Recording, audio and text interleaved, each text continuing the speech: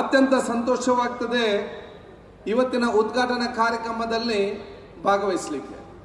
ಇದನ್ನು ಸನ್ಮಾನ್ಯ ರಮಣತ್ರಯ್ಯ ಅವರ ನೇತೃತ್ವದಲ್ಲಿ ಶಂಕುಸ್ಥಾಪನೆ ಮಾಡಿದಂಥ ಸಂದರ್ಭದಲ್ಲಿ ನಾನು ಈ ರಾಜ್ಯದ ಆರೋಗ್ಯ ಮತ್ತು ಕುಟುಂಬ ಕಲ್ಯಾಣ ಇಲಾಖೆ ಸಚಿವನಾಗಿ ಬಹುಶಃ ನಾನು ಇವತ್ತು ಇಲ್ಲಿದ್ದೇನೆ.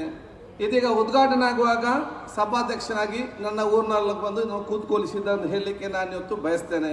ಅದಕ್ಕೆ ಬಹುಶಃ ಅತ್ಯಂತ ಸಂತೋಷ ನಾನು ಇದರಲ್ಲಿ ಪಾಲ್ಗೊಂಡು ನಾನು ಇವತ್ತು ಯಾಕಂತ ಹೇಳಿದರೆ ಕಂದಾಯ ಸಚಿವರಿಗೆ ಮಾತಾಡಲಿಕ್ಕಿದ್ದಾರೆ. ನಾನು ದೀರ್ಘವಾಗಿ ಮಾತಾಡಲಿಕ್ಕೆ ಹೋಗುವುದಿಲ್ಲ. ನಾನು ಎರಡೇ ವಿಚಾರ ನಾನು ಹೇಳುವಂಥದ್ದು, ಇವತ್ತಿನ ಈ ಒಂದು ಪ್ರಜಾಸೌಧ ಜಿಲ್ಲಾಧಿಕಾರಿಗಳ ಕಚೇರಿ ಅದು ಬರೇ ಒಂದು ಬಿಲ್ಡಿಂಗ್ ಅನ್ನು ಕಟ್ಟಿ ನಾವು ಇದು ಉದ್ಘಾಟನೆ ಮಾಡೋದು ಮಾತ್ರ ಅಲ್ಲ.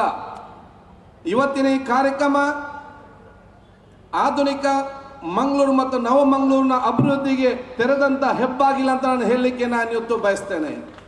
ಬಹುಶಃ ಇವತ್ತಿನಿಂದ ಪ್ರಾರಂಭ ಆಗುವಂತ ಎಲ್ಲ ಕೆಲಸಗಳು ಕೂಡ ಮಂಗಳೂರು ನಗರ ಮತ್ತು ಕರಾವಳಿ ಜಿಲ್ಲೆ ಮುಂದಿನ 30, 40, 50 ವರ್ಷಗಳು ಹೇಗೆ ಇರಬೇಕಾ ಅದಕ್ಕೆ ಅನುಗುಣವಾಗಿ ಬಹುಶಃ ತಮ್ಮ ಕೆಲಸ ಕಾರ್ಯಗಳನ್ನು ಯೋಜನೆಗಳನ್ನು ಮತ್ತು ಯೋಚನೆ ಮಾಡುವ ಮುಖಾಂತರ ಅದನ್ನು ಅನುಷ್ಠಾನ ತರಲಿಕ್ಕುವಂತಹ ಮಾಡುವಂತಹ ದೊಡ್ಡ ಮಟ್ಟದ ಆ ಒಂದು ಆಡಳಿತ ಸೌಧ ಅಂತ ಹೇಳಲಿಕ್ಕೆ ನಾನು ಇವತ್ತು ಇಚ್ಛಿಸುವಂಥದ್ದು. ಯಾವ ರೀತಿ ಆಡಳಿತ ಇರಬೇಕಂತ ಹೇಳಿದರೆ ಸಮಾಜದ ಕಟ್ಟ ಕಡೆ ಜನರಿಗೆ ಕೂಡ ಸರಳವಾಗಿ ಸ್ಪಷ್ಟವಾಗಿ ವೇಗವಾಗಿ ತಮ್ಮ ಕೆಲಸ ಕಾರ್ಯಗಳನ್ನು ಮಾಡಿಕೊಡುವಂತಹ ಒಂದು ಪ್ರಜಾಸೌಧ ಇದು ಪರಿವರ್ತನೆ ಆಗ್ತದೆ. ಅದು ಆಗ್ಬೇಕಂತ ನಮ್ಮೆಲ್ಲರ ಆಶೆ ಅಂತ ನಾನು ಹೇಳಲಿಕ್ಕೆ ನಾನು ಇವತ್ತು ಬಯಸುವಂಥದ್ದು. ಆದ ಕಾರಣ ಜನಸಾಮಾನ್ಯರು ಇದು ಬಹುಶಃ ಬರೀ ಅಧಿಕಾರಿಗಳ ಮತ್ತು ಜನಪ್ರತಿನಿಧಿ ಸೌಧ ಮಾತ್ರ ಅಲ್ಲ, ಇದು ಕರಾವಳಿ ಕರ್ನಾಟಕ ಮತ್ತು ದಕ್ಷಿಣ ಕನ್ನಡ ಜಿಲ್ಲೆಯ ಅತ್ಯಂತ ಕಡುಬಡವನ ಪ್ರೀತಿಯ ಒಂದು ಸೌಧವಾಗಿ ಪರಿವರ್ತನೆ ಮಾಡಿದ ಕೆಲಸ ಇಲ್ಲಿ ಅಧಿಕ ಜಿಲ್ಲಾಧಿಕಾರಿಗಳು ಮತ್ತು ಎಲ್ಲ ಅಧಿಕಾರಿ ಮತ್ತು ಸಿಬ್ಬಂದಿ ವರ್ಗದವರು ನಾವು ಜನಪ್ರತಿನಿಧಿ ಮಾಡುವುದು ನಮ್ಮೆಲ್ಲರ ಕರ್ತವ್ಯ ಅಂತ ಹೇಳಲಿಕ್ಕೆ ನಾನು ಇವತ್ತು ಬಯಸ್ತೇನೆ. ಇಲ್ಲಿಗೆ ಕಟ್ಟ ಕಡೆ ಮತ್ತು ಯಾರು ಕಷ್ಟದಲ್ಲಿ ಬರ್ತಾರ ಅವನು ಅತ್ಯಂತ ಪ್ರೀತಿಯಿಂದ, ಅತ್ಯಂತ ಸೋದರತೆಯಿಂದ, ಅತ್ಯಂತ ಗೌರವದಿಂದ ಅವರನ್ನು ನೋಡಿಕೊಂಡು ಅವರ ಕೆಲಸ ಆಗೋ ಕೆಲಸ ಮಾಡಿ ಆಗದ ಕೆಲಸ ಮಾಡಲಿಕ್ಕೆ ಆಗುದಿಲ್ಲ ಅಂತ ಹೇಳಿ ಅವನ ನೆಮ್ಮದಿಯಿಂದ ಗೇಟಿಂದ ಹೊರಗೆ ಕಳಿಸುವಂಥ ಜವಾಬ್ದಾರಿ ಅದು ನಮ್ಮ ಮತ್ತು ಜನಪ್ರತಿನಿಧಿಗಳ ಸರ್ವರ ಜವಾಬ್ದಾರಿ ಆಗಿದೆ. ಆಗ ಮಾತ್ರ ಈ ಅದ್ಭುತವಾದ ಕಟ್ಟಡಕ್ಕೆ ನಿಜವಾಗ ಅರ್ಥ ಬರಲಿಕ್ಕೆ ಸಾಧ್ಯವಾಗ್ತದೆ ಅಂತ ಹೇಳಲಿಕ್ಕೆ ನಾನು ಇವತ್ತು ಇಚ್ಛಿಸ್ತೇನೆ. ಆ ಕೆಲಸಗಳು ಬಹುಶಃ ಮುಂದಿನ ದಿನಗಳಲ್ಲಿ ನನಗೆ ವಿಶ್ವಾಸ ಇದೆ.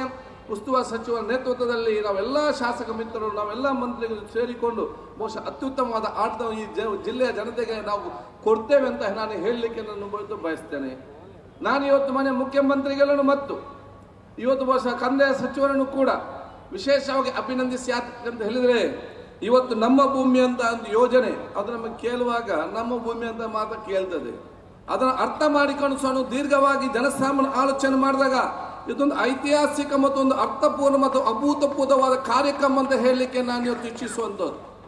ಇವತ್ತು 72ರಲ್ಲಿ 74ರಲ್ಲಿ 75ರಲ್ಲಿ ಜನಸಾಮಾನ್ಯ 1 ಎಕರೆ ಬಹುಶಃ ನನ್ನ ತಂದೆ ಕೂಡ ಶಾಸಕರಾಗಿದ್ದು ನಮ್ಮ ಕ್ಷೇತ್ರದಲ್ಲಿ 3 ಸೆನ್ಸ್ ಅಲ್ಲ ಒಂದೊಂದು ಬಡವರಿಗೆ 1 ಎಕರೆ ಜಾಗ ಕೊಟ್ಟಿದ್ರು.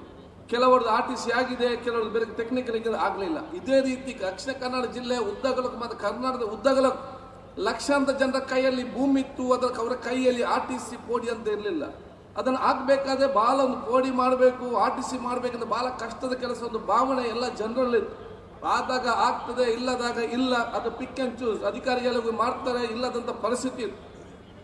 ಆದ್ರೆ ಸನ್ಮಾನ್ಯ ಸಿದ್ದರಾಮಯ್ಯ ಮುಖ್ಯಮಂತ್ರಿಯಾಗಿ ಬಹುಶಃ ಕಂದಾಯ ಸಚಿವರಾದ ಬೈರೇಗೌಡರವರ ಈ ಒಂದು ಯೋಜನೆ ಮುಖಾಂತರ ಇವತ್ತು ಈ ರಾಜ್ಯ ದಕ್ಷಿಣ ಕನ್ನಡ ಜಿಲ್ಲೆ ಮಾತ್ರ ಅಲ್ಲ, ಈ ರಾಜ್ಯದ ಜನಸಾಮಾನ್ಯರು ಯಾರು ಕೂಡ ಜಾಗ ಇದ್ದುಕೊಂಡು ಅದನ್ನು ಜಾಗವನ್ನು ಅನುಭವಿಸುವ ಜೊತೆಯಲ್ಲಿ ಇದು ನನ್ನ ಸ್ವಂತ ಜಾಗ ಅಂತ ಹೇಳಲಿಕ್ಕೆ ಯಾರಿಗೂ ಕೂಡ ಆಗಿರಲಿಲ್ಲ. ಆದರೆ ಇವತ್ತು ದಕ್ಷಿಣ ಕನ್ನಡ ಜಿಲ್ಲೆಯ 8,000 ಜನರಿಗೆ ಅವರ ಅರ್ಜಿಯನ್ನು ಸ್ವಯಂ ಪ್ರೇರಿತವಾಗಿ ಸ್ವೀಕರಿಸಿಕೊಂಡು ಯಾರು ಕೂಡ ಕೊಡದೆ ಅವರಾಗಿ ಇಲಾಖೆ ಸ್ವೀಕರಿಸಿಕೊಂಡು ಅದನ್ನು ನೇರವಾಗಿ ಸರ್ವೆ ಮುಖಾಂತರ ಪೋಡಿ ಮಾಡಿ ಜನಸಾಮಾನ್ಯ ಮನೆಗಳಿಗೆ RTC ಮುಟ್ಟಿಸುವಂತ ಯೋಜನೆ ಇದು ನಿಜವಾಗಿಯೂ ಐತಿಹಾಸಿಕ ಮತ್ತು ಅಭೂತಪೂರ್ವದ ಕಾರ್ಯಕ್ರಮ ಅಂತ ಹೇಳಿಕೊಂಡು ನಾನು ಎಲ್ಲರ ಪರವಾಗಿ ನನ್ನ ಅಭಿನಂದನೆ ಶುಭಾಶಯ ಸಲ್ಲಿಸಲಿಕ್ಕೆ ಬಯಸ್ತೇನೆ. ಇವತ್ತು RTC ಪಡೆಯುವಂತ 8,000ಕ್ಕಿಂತ ಅಧಿಕ ಕುಟುಂಬಸ್ಥರು ನನಗೆ ವಿಶ್ವಾಸ ಇದೆ ಅವರ ಮಕ್ಕಳು ಮತ್ತು ಅವರ ತಂದೆ ತಾಯಿಯಂದರು ಮನೆಯಲ್ಲಿ ಕೂತ್ಕೊಂಡು ಇವತ್ತಿನಿಂದ ಇದು ನನ್ನ ಸ್ವಂತ ಜಾಗ ಅಂತ ಹೇಳುವಂತ ಹಕ್ಕು ಕೊಟ್ಟಿದ್ರೆ ಅದು ನಮ್ಮ ಭೂಮಿ ಯೋಜನೆ ಇವತ್ತು ಕೊಟ್ಟಿದೆ ಅಂತ ನಾನು ಹೇಳಲಿಕ್ಕೆ ನಾನು ಇವತ್ತು ಬಯಸ್ತೇನೆ.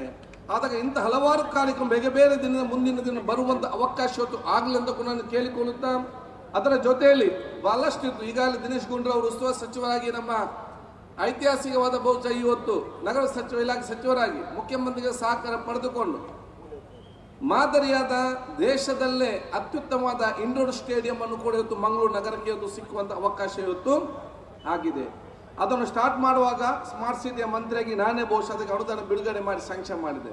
ಮೊನ್ನೆ ಅದಕ್ಕೆ ಹೆಚ್ಚುವರಿ ಅನುದಾನ ಬೇಕಂತ ಹೇಳಿದಾಗ ನಗರ ಸಚಿವರು ತಕ್ಷಣ ಹೆಚ್ಚುವರಿ ಅನುದಾನ ಅದಕ್ಕೆ ಬಿಡುಗಡೆ ಮಾಡಿ ಅದನ್ನು ಪೂರ್ಣಗೊಳಿಸಲಿಕ್ಕೆ ತಮ್ಮ ಸಂಪೂರ್ಣವಾದ ಸಹಕಾರ ಕೊಟ್ಟು ಕಬಡ್ಡಿ ಮತ್ತು ಶಟಲ್ ಬ್ಯಾಡ್ಮಿಂಟನ್ನ ನ್ಯಾಷನಲ್ ಲೆವೆಲ್ ಸ್ಟೇಡಿಯಂ ಇವತ್ತು ಅಲ್ಲಿ ಆಗುವ ಮುಖಾಂತರ ಇವತ್ತಿನ ಅಂತಾರಾಷ್ಟ್ರೀಯ ಮಟ್ಟದ ಕ್ರೀಡಾಕೂಟ ಮುಂದಿನ ದಿನಗಳಲ್ಲಿ ಆಗಲಿಕ್ಕೆ ಒಂದು ದೊಡ್ಡ ಮಟ್ಟದ ಅವಕಾಶ ಸಿಗ್ತದಂತ ಹೇಳಲಿಕ್ಕೆ ನಾನು ಇವತ್ತು ಇಚ್ಛಿಸುವಂಥದ್ದು.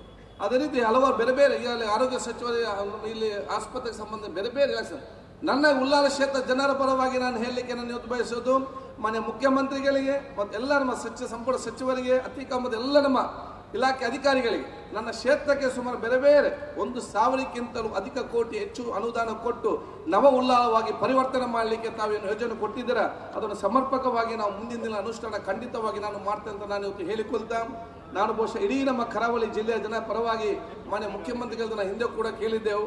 ನಮ್ಮ ಜನರ ದೊಡ್ಡ ಮಟ್ಟದ ಅಪೇಕ್ಷೆ ಇದೆ, ತುಳುನಾಡು ಜನರ ಅಪೇಕ್ಷೆ ಬಹುಶಃ ತುಳು ಭಾಷೆಯನ್ನು 2ನೇ ಭಾಷೆಗೆ ಪರಿವರ್ತನೆ ಮಾಡಲಿಕ್ಕೆ ಏನಿದೆ ಆಗಿದೆಯಾ ನಿಮ್ಮ ಎಲ್ಲ ಕೆಲಸ ಅವಕಾಶವೆಲ್ಲ ಆ ಒಂದು ಅವಕಾಶ ಜಿಲ್ಲೆ ಕೊಟ್ಟಿದ್ದೀರಿ. ಇದನ್ನು ಕೂಡ ತಾವು ಬಹುಶಃ ಅತಿ ಶೀಘ್ರದಲ್ಲೇ ನಮಗೆ ಘೋಷಣೆ ಮುಂದಿನ ದಿನ ಮಾಡಬೇಕಂತ ನಾನು ಇವತ್ತು ಕೇಳಿಕೊಳ್ಳುತ್ತಾ ಬಹುಶಃ ನಿಮ್ಗೆಲ್ಲರಿಗೂ ಮತ್ತೊಮ್ಮೆ ನನ್ನ ಅಭಿನಂದನೆ ಶುಭಾಶಯ ಸಲ್ಲಿಸಿಕೊಂಡು ನಾವು ಜನಪ್ರತಿನಿಧಿಗಳು ಮತ್ತು ಅಧಿಕಾರಿ ವರ್ಗದವರು ಸಂಘ ಸಂಸ್ಥೆಯರು ಸೇರಿಕೊಂಡು ದುಶ್ಚಟ ಮುಕ್ತ ಮತ್ತು ದ್ವೇಷ ಮುಕ್ತವಾದ ಸಮಾಜ ನಿರ್ಮಾಣ ಮಾಡಲಿಕ್ಕೆ ನಾವೆಲ್ಲ ಇವತ್ತು ಪಣ ತೊಡುವಂಥ ಕೆಲಸ ಇವತ್ತು ಆಗಬೇಕು.